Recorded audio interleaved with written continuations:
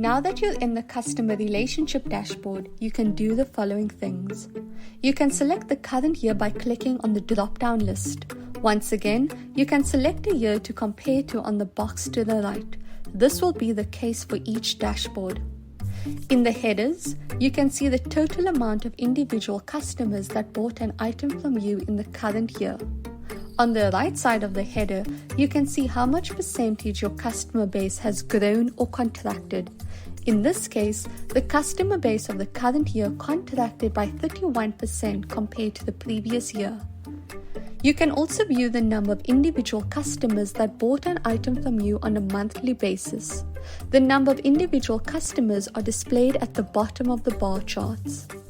The red and green bars above our monthly bars represent the increase or decrease of the number of individual customers compared to the same month in the year you chose in the Compare To box. So for example, in January 2021, the Pub Hub had 19 less individual customers than in January 2020.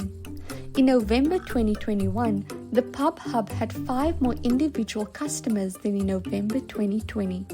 The following panels can be found in the top right corner of the dashboard.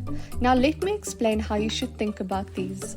The average revenue per individual customer increased by 92% in 2021 compared to the average revenue per customer in 2020.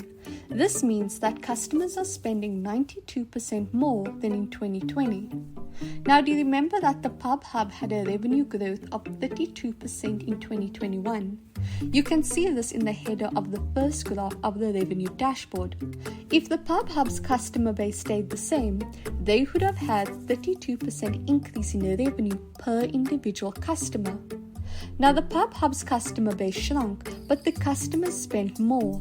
The amount they spent more per customer overcompensates the shrinking of the customer base.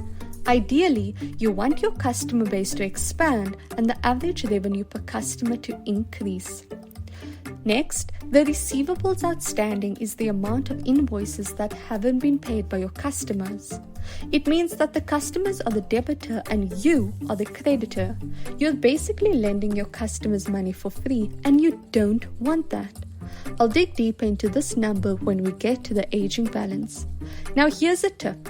Your business is not a bank, and especially not a bank that lends out money at a 0% interest rate. What I mean by this is that when customers don't pay in time, you're lending them money for free.